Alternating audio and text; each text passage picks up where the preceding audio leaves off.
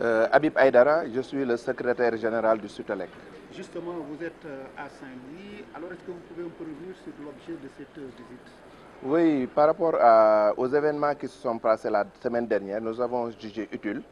de faire une délégation au nom du bureau exécutif national du SUTELEC pour apporter notre soutien moral aux travailleurs de Saint-Louis et aux populations aussi de Saint-Louis. Parce que même s'il n'y a pas eu de victimes ou bien de casse, il y a eu au moins un traumatisme qui a affecté ces agents et qu'ils ont besoin d'être réconfortés. Et ils ont vécu les événements dans la dignité et ils ont aussi fait preuve de patriotisme le lendemain en s'investissant eux-mêmes pour enlever les débris qui avaient envahi l'agence. Et maintenant aussi, nous voudrions lancer un appel à toutes les populations en général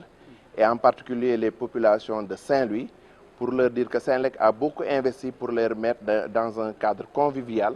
un cadre assez intéressant pour qu'ils puissent être reçus dans de bonnes conditions et que les installations que nous avons mises en place appartiennent aux populations.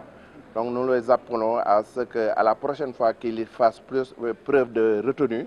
pour ne pas casser le bijou qui est ici mis à leur disposition.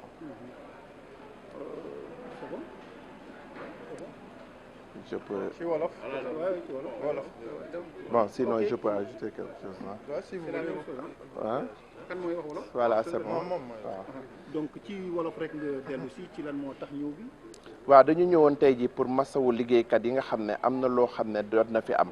mooy ñu tiim ñuy jàkkaarloo ñuy toj seen agence yàlla dogal na ne alhamdulilah rabil alamin kenn gaañu si waaye tamit am na loo xam ne mu ngi des ci seen bopp yi ba léegi ñun ñi nga xam ne ñun ñoo leen jaboote tey dañ ne woon nañ fi ñëw pour seet leen masawu leen encourager leen ndax mbir mi bi mu amee bu ñu àndul woon ak seen sago mënoon na am ñu fi gaañu te tamit wax dëgg yàlla ca suba ga ñoom ci seen bopp ñoo summeeku daal di bale agence pour permettre clients yi ñu ñëw yeggale li nga xam ne moom mooy seen ay préoccupations ñuy wax ne nag tey ji population yëpp yu Sénégal nañ jàppale Sénélec ndax li ñuy investir ci ay bâtiment ak di rafetal pour ñoom la pour mën leen accueillir dans un bon cadre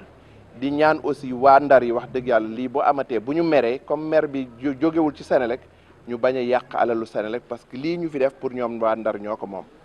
donc di masawu encore waa Sénélec yëpp de manière générale di wax ci turu liggéeykat yi ne ñu ngi masawu di bokk ak waa Ndar yi li métit bi di leen wax ne encore nañu continuer pour servir population Ndar yi niñ ko doon defee te ñun tamit ñu ngi jéggal ñëpp ndax lii erreur la rek ku mer tamit da ngay ne mën nga juum def erreur vraiment di encourager waat liggéeykat yi ñu jàpp seen liggéey jàppale population Ndar yi te di ñaan lii yàlla mu nekk yàlla na fi gëj. bi ngay wax dafa am lu des seen bopp xanaa dafa am traumatisme au sein des agents wala. waaw c'est-à-dire agents yi xam nga te jàkkaarloog ñuy sànni ay xeer ci ay vitres yoo xam ne yaa ngi toog jàkkaarloog moom di liggéey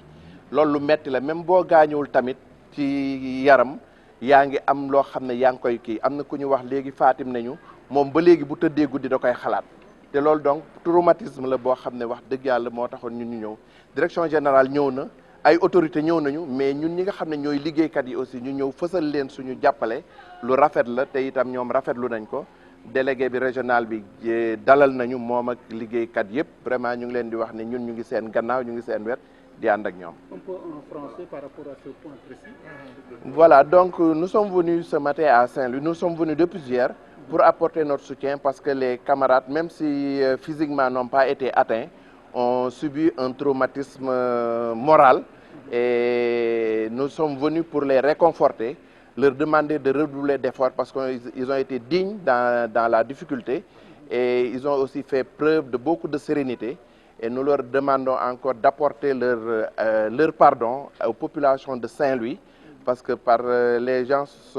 n'ont pas pu maîtriser leur nerfs, mais nous pardonnons et nous avons demandé aux travailleurs de les pardonner et encore d'être à leur service pour mieux leur rendre service encore.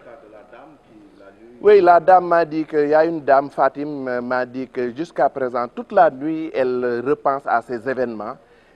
comment les vitres ont été cassées avec la violence, le vandalisme, mais quand même, nous lui avons dit que c'est des événements qui passent Et il faut faire un dépassement et continuer à revenir à la sérénité et à travailler dans les meilleures conditions. Merci beaucoup. Merci.